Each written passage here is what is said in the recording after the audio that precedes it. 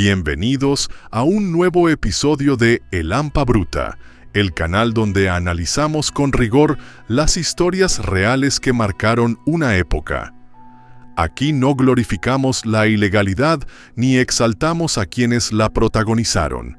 Nuestra intención es comprender, a través de una narración documentada y dramatizada, cómo operaban los entramados de poder que deformaron la justicia y la seguridad en distintos momentos de la historia. En este capítulo, recorreremos el ascenso y la caída de Arturo Durazo Moreno, conocido como el Negro Durazo, una de las figuras más polémicas del México del siglo XX. Un personaje cuya historia no solo refleja corrupción y abuso de poder, sino que también sirve como espejo de una época donde la lealtad política podía pesar más que la ley. Acompáñanos a desenterrar los hechos detrás de uno de los mandos policiales más temidos y discutidos de la historia reciente. Y recuerda, si este tipo de historias te ayuda a entender el impacto real del poder sin control, suscríbete al canal, activa la campanita, comparte y déjanos tu comentario. Así, no solo haces crecer esta comunidad, también mantienes viva la memoria de hechos que nunca deberían repetirse. Y si quieres apoyar un poco más este proyecto, considera unirte como miembro del canal. Y ahora sí, acompáñanos a conocer la historia del hombre que transformó la policía en su propio feudo, Arturo el Negro Durazo.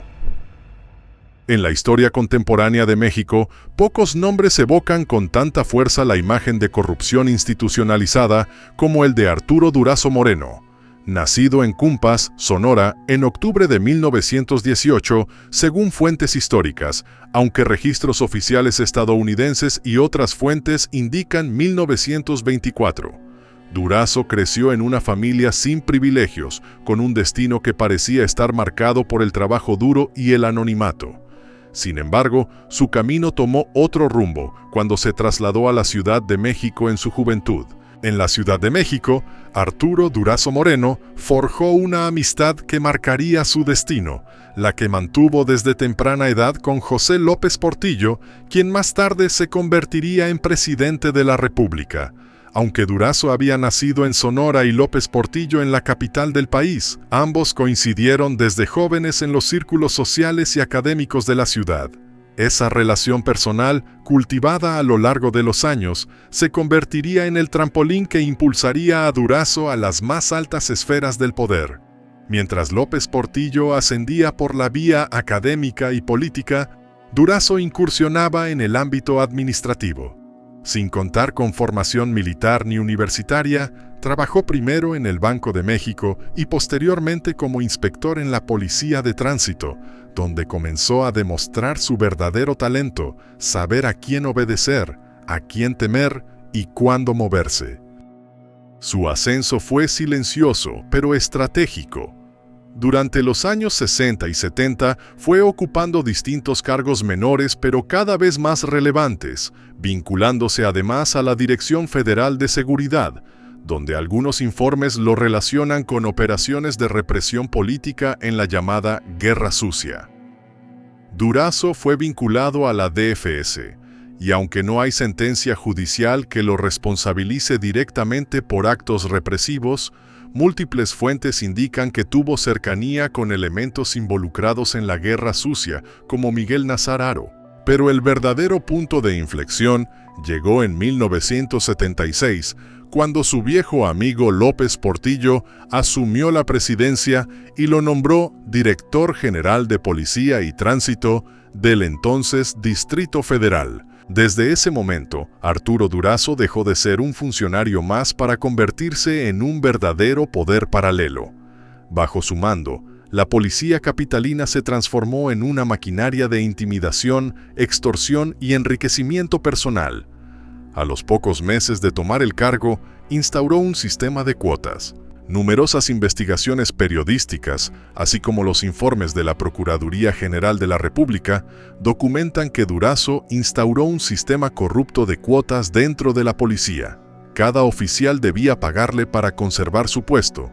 Los decomisos de bienes no se reportaban, y los salarios de policías dados de baja seguían pagándose, aunque terminaban en otros bolsillos. Durazo no se conformó con acumular poder, también quería ostentarlo. Mandó construir propiedades lujosas en la Ciudad de México, pero su obra más extravagante fue el Partenón, una mansión colosal ubicada en Zihuatanejo, Guerrero, inspirada en la arquitectura griega, con columnas de estilo dórico, mármol importado, esculturas, un helipuerto, alberca, caballerizas y un portón que, según versiones de la época, fue trasladado desde el castillo de Chapultepec. El lugar no solo era su casa de descanso, sino también escenario de fiestas fastuosas y presunto sitio de detención clandestina. En cuanto al traslado del portón desde el castillo de Chapultepec, no hay documento oficial o inventario histórico que lo confirme, pero es una anécdota persistente y popularizada en torno a la figura de Durazo, ampliamente mencionada en reportajes periodísticos y libros. A medida que su riqueza crecía, su figura se volvía intocable. Fue incluso nombrado general de división por decreto presidencial, a pesar de nunca haber servido en las Fuerzas Armadas. Un gesto que fue recibido con indignación en el ámbito militar, pero que nadie se atrevió a confrontar. El imperio de Arturo el Negro Durazo empezó a tambalearse en 1982 al término del sexenio de José López Portillo. Con la llegada a la presidencia de Miguel de la Madrid y su promesa de renovación moral de la sociedad, Durazo perdió la protección que durante 6 años le había blindado desde la cima del poder. Muy pronto salieron a la luz irregularidades en sus finanzas personales, abusos de autoridad, nexos con operaciones clandestinas y desvío de recursos públicos. También se descubrió que tenía propiedades no declaradas, vehículos, cuentas y bienes imposibles de justificar con su salario como funcionario. La cloaca se destapó con rapidez. Se le investigó por enriquecimiento ilícito, acopio indebido de armas, evasión fiscal, extorsión, y se comenzaron a revisar sus vínculos con estructuras paralelas como los Camisas Negras y la Brigada Blanca, acusadas de desapariciones y acciones represivas durante la Guerra Sucia. Los Camisas Negras fue un grupo informal de agentes de élite o leales a Durazo, usados como fuerza de choque. Aunque no hay acta oficial de creación, testimonios de prensa y exagentes los mencionan con frecuencia. Y la Brigada Blanca, la cual fue presuntamente una unidad paramilitar ligada a la Dirección Federal de Seguridad y a la Guerra Sucia, en la que Durazo participó de forma indirecta o con vínculos funcionales, aunque su rol no fue oficialmente reconocido. Además, presuntamente, diversos reportes periodísticos y testimonios lo vincularon con figuras clave del crimen organizado como Miguel Ángel Félix Gallardo y Rafael Caro Quintero, aunque estas conexiones nunca llegaron a ser judicializadas de forma oficial. Al verse rodeado por las investigaciones en su contra, Arturo Durazo huyó de México entre 1982 y 1983. Durante su tiempo prófugo, circularon múltiples rumores sobre su paradero, desde países europeos hasta islas del Caribe, pero ninguna versión fue confirmada oficialmente. Lo cierto es que su localización se convirtió en un objetivo prioritario de las autoridades mexicanas e internacionales. Finalmente, en junio de 1984 fue detenido en el aeropuerto de Puerto Rico por agentes del FBI. Viajaba bajo una identidad falsa, pero no fue una captura fortuita. Según versiones periodísticas, semanas antes había logrado evadir un operativo en Sao Paulo gracias a una filtración. Esto de Sao Paulo es una versión extraoficial publicada en prensa en 1984 y en columnas de opinión. Se dijo que una supuesta filtración le permitió escapar de Brasil rumbo a Puerto Rico, pero no hay registro judicial que lo confirme. Fue extraditado a México y recluido en el Reclusorio Oriente, donde fue sentenciado a poco más de 16 años de prisión. Sin embargo, las acusaciones formales que prosperaron fueron solo por delitos fiscales, fraude y acopio ilegal de armas.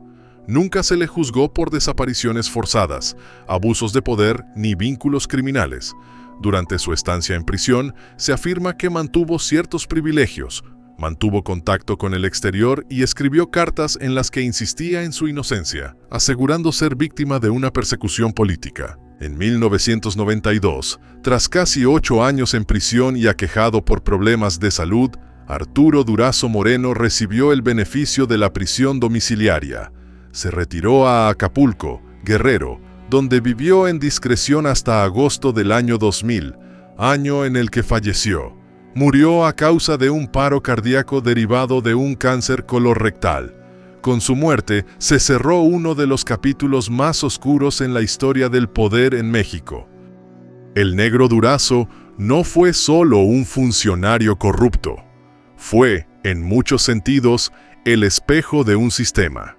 Su carrera se cimentó en el compadrazgo político, prosperó al amparo de la impunidad y utilizó la corrupción como una herramienta estructural.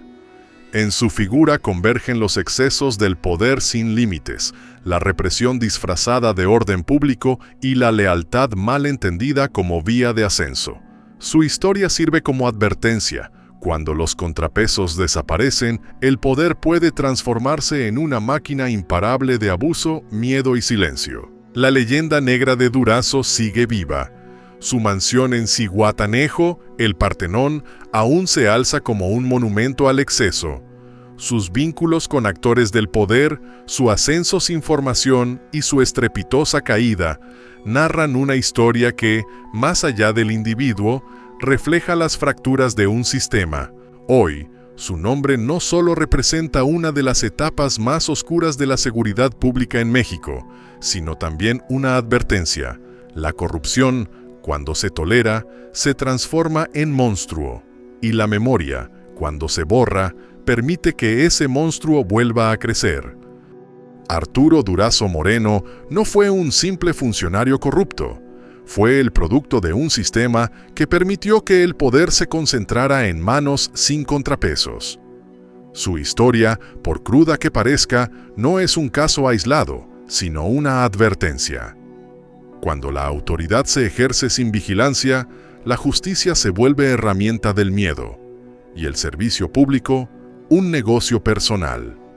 A más de 2 décadas de su muerte, su legado sigue siendo un recordatorio de que la impunidad y el compadrazgo pueden arrasar con instituciones enteras, y que mientras no se enfrente con decisión la corrupción estructural, la historia, como tantas veces, corre el riesgo de repetirse. Gracias por acompañarnos en este recorrido por una página incómoda pero necesaria de nuestra historia.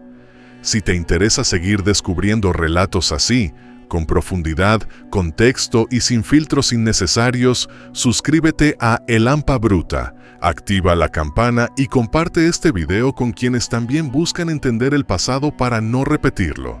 Nos vemos en el próximo episodio. Hasta entonces.